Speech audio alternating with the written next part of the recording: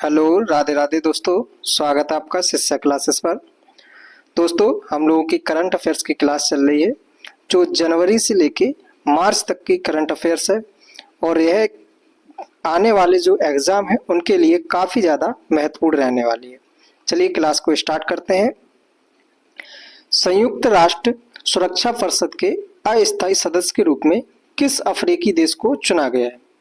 तो United nation security council जो है उसके जो कितने मेंबर होते हैं, तो टोटल अगर बात की जाए तो 15 मेंबर होते हैं, जिसमें 5 स्थायी और 10 जो है अस्थायी सदस्य होते हैं। तो अभी 2 जनवरी 2025 को 5 सदस्य जोड़े गए हैं इसके अंदर। तो वह 5 सदस्य कौन कौन है? डेनमार्क है, पाकिस्तान है, सोमालिया, ग्रीस और पनामा। तो इसके अंदर पूछा गया अफ्रीकी देश कौन सा है, तो कौन सा है? सोमालिया। तो सोमालिया को जो है इसके अंदर जोड़ा गया है यूनाइटेड नेशन सिक्योरिटी काउंसिल के अंदर। तो इसका सही आंसर है ऑप्शन नंबर बी, सोमालिया।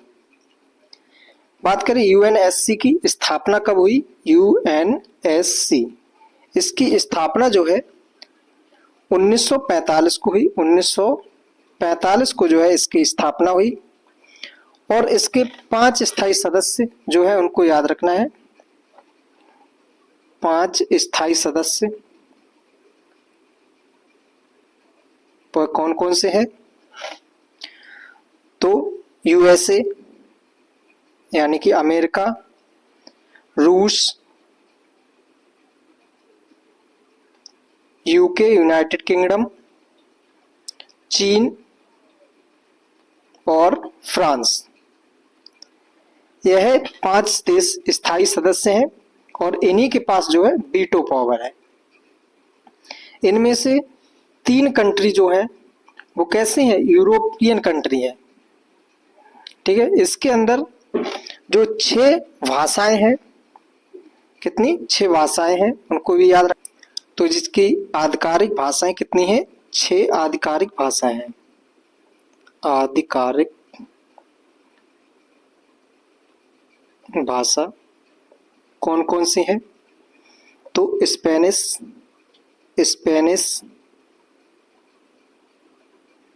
रूसी यानी कि रसियन, रूसी भाषा, फ्रेंच भाषा, फ्रेंच, अरबी भाषा, चीनी भाषा, चीनी। जो चीनी भाषा है इसी को मंडारिन भाषा भी बोलते हैं और अंग्रेजी। ठीक है, यह भाषाएं हैं तो इसको याद रखना है। इसके 5 सदस्य कैसे होते हैं? स्थायी और 10 सदस्य जो है अस्थायी सदस्य होते हैं, जिसमें से 2 जनवरी 2025 को जो है अभी 5 सदस्य जोड़े गए हैं। डेनमार्क है, पाकिस्तान, सोमालिया, ग्रीस और पनामा। नेक्स्ट क्वेश्चन देखते हैं। अगला क्वेश्चन है कि वर्ष 2025 में और इसके बाद जन्म लेने वाले बच्चों की नई पीढ़ी को क्या नाम दिया गया है? तो वर्ष 2025 के बाद में या अभी 2025 से जो भी बच्चे अब जन्म लेंगे उनको जो है जनरेशन बीटा के नाम से जाना जाएगा। ठीक है, क्या नाम, किस नाम से जाना जाएगा? Generation beta. तो इसका सही आंसर है option number B, generation beta. 2025 में पहला जनरेशन बीटा का जो बच्चा है वह मिजोरम राज्य में जन्मा है। ठीक है,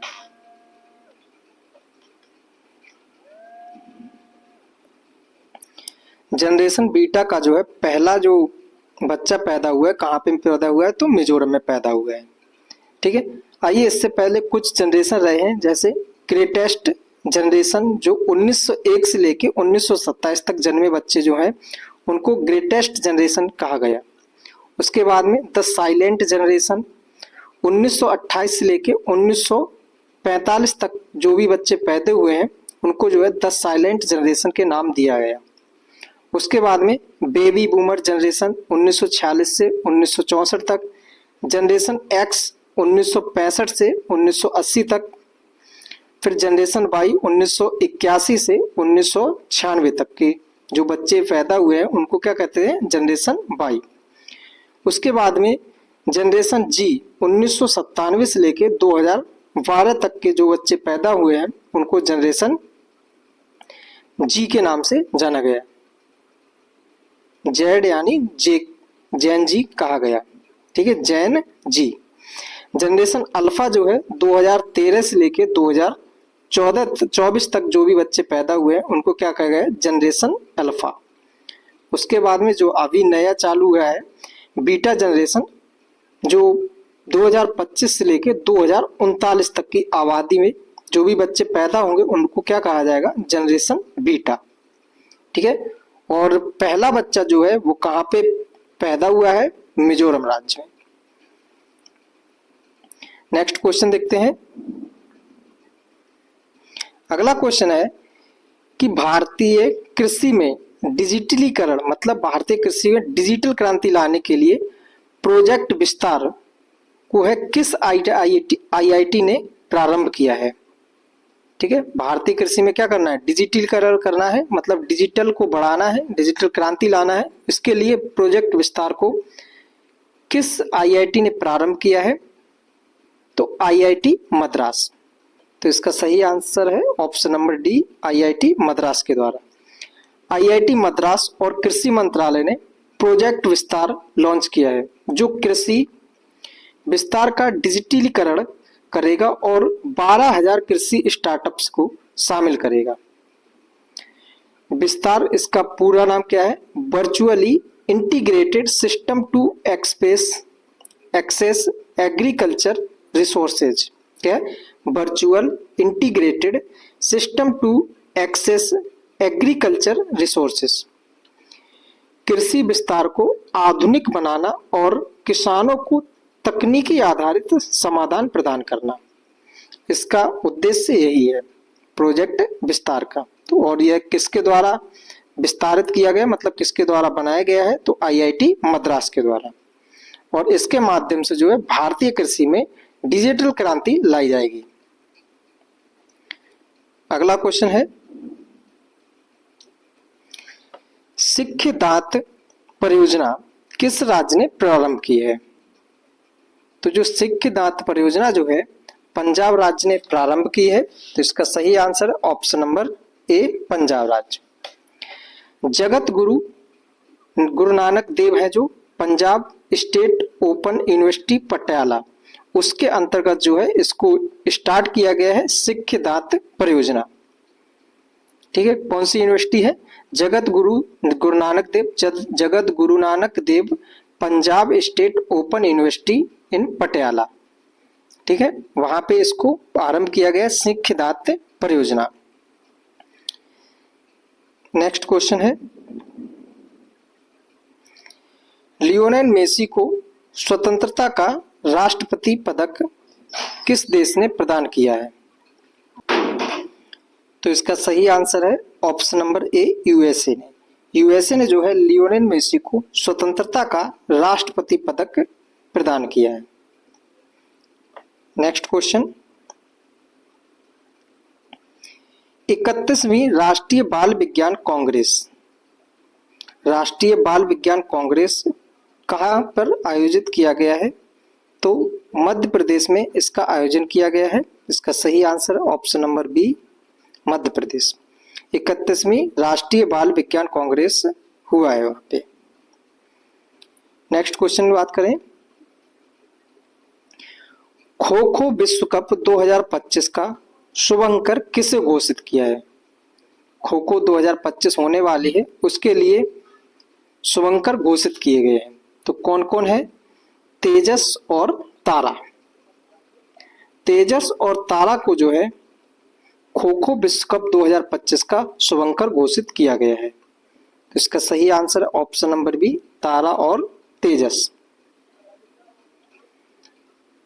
नेक्स्ट क्वेश्चन है, दिवंगत राजगोपाला चिदंबरम का संबंध किससे है। जो राजगोपाल चिदंबरम है इनका संबंध किससे है, तो यह एक जो है साइंटिस्ट है, वैज्ञानिक है, और इनका संबंध जो पोखरण में परीक्षण हुए थे परमाणु बम के, उससे संबंधित हैं ये। इन्होंने ऑपरेशन स्माइलिंग बुद्धा और ऑपरेशन शक्ति, इनसे संबंधित इनको जुड़े हुए हैं। तो इसका सही आंसर जो होगा ऑप्शन नंबर डी, ए और बी इन दोनों से संबंधित है। ग्रीन सकल घरेलू उत्पाद मॉडल को, यानी कि ग्रीन जीडीपी को मॉडल को अपनाने वाला भारत का पहला भारतीय राज्य कौन सा है?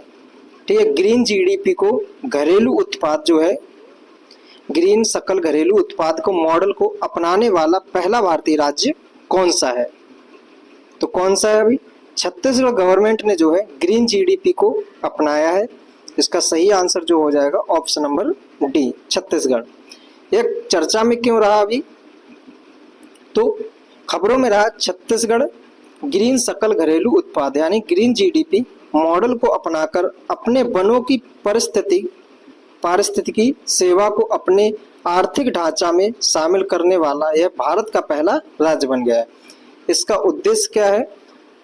तो उद्देश्य इसका लक्ष्य वनों के पर्यावरणीय लाभों जैसे स्वच्छ हवा, जल संरक्षण, जैव विविधता और राज्य की आर्थिक वृद्धि के बीच सीधा संबंध स्थापित करना है। यह ऐसी नीतियां बनाने पर ध्यान केंद्रित करता है जो पारिस्थितिकी यानी इकोलॉजी, स्थिरता, स्टेबिलिटी सुनिश्चित करते हुए आर्थिक विकास को बढ़ावा देती है। ग्रीन जीडीपी है क्या? तो यह एक आर्थिक संकेतक है जो आर्थिक विकास से जुड़े पर्यावरणीय प्रभावों को ध्यान में रखता है। इसमें संसाधनों की कमी और प्रदूषण जैसे कारक शामिल हैं जो किसी क्षेत्र के आर्थिक और पर्यावरणीय स्वास्थ्य का अधिक व्यापक दृष्टिकोण प्रदान करते हैं। ये ग्रीन जीडीपी के बारे में है। ठीक है, तो इस क्वेश्चन का अगर आंसर पूछा जाए तो क्या हो जाएगा? Option D.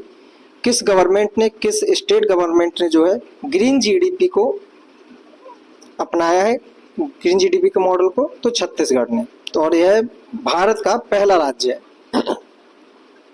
नेक्स्ट क्वेश्चन है, भारतीय रेलवे का 69th यानी कि 69वां रेलवे डिवीजन किसे बनाने की घोषणा की गई? अभी भारतीय रेलवे ने जो है 69वां रेलवे डिवीजन किसे बनाने की घोषणा की है? तो जम्मू को बनाने की घोषणा की है। तो इसका सही आंसर ऑप्शन नंबर बी है, Jammu. Jammu is the 69th railway division of the Indian railway. ठीक है, नेक्स्ट क्वेश्चन, भारत बाटिका किस राज्य ने विकसित किया है? जो भारत बाटिका है इसको किसने विकसित किया है? तो उत्तराखंड के हल्द्वानी में भारत बाटिका जो है इसको विकसित किया गया है। इससे पहले रामायण बाटिका भी हल्द्वानी में विकसित किया गया था। तो इस क्वेश्चन का आंसर क्या हो जाएगा? ऑप्शन नंबर सी, उत्तराखंड के हल्द्वानी में जो है भारत बाटिका, महाभारत बाटिका विकसित की गई है। The Uttarakhand forest department has set up the Mahabharat Vatika in Haldwani. तो हल्द्वानी के अंदर जो है महाभारत बाटिका का विकास किया गया है, मतलब उसको बनाया गया है, डेवलप किया गया है उत्तराखंड में। नेक्स्ट क्वेश्चन है, POEM 4 मिशन के तहत इसरो के द्वारा अंतरिक्ष में भेजे गए किन बीजों में अंकुरण हुआ है? अभी इसरो के द्वारा एक मिशन भेजा गया था POM 4 यानी POEM 4 मिशन। इसको अंतरिक्ष में एक बीज को मतलब रोपित किया गया था और उस बीज में क्या हुआ? अंकुरण हो गया है। तो वो किसका बीज भेजा था? तो लोबिया का। तो इसका सही आंसर अगर हो जाएगा ऑप्शन नंबर ए, लोबिया। देखिए इसके अंदर जो है बीज का क्या हो गया? अंकुरण हो गया है, उसमें पत्ते निकलना शुरू हो गए हैं।